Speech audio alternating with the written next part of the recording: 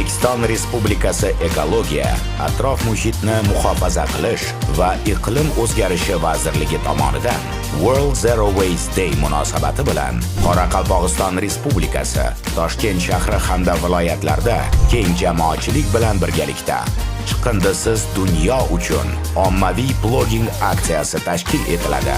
Tadbir O'zbekiston bo'ylab joriy yilning 30-mart kuni soat 10:00 da start oladi. Bir vatanda, bir maqsadda, xalqaro chiqindisiz dunyo uchun. Ushbu eko tadbirda siz ham faol ishtirok eting. O'zimiz va kelajak avlodga xizmat qiladigan ona tabiatimiz tozaligi va obodligi uchun do'stlaringiz, oilangiz bilan birgalikda safimizda bo'ling.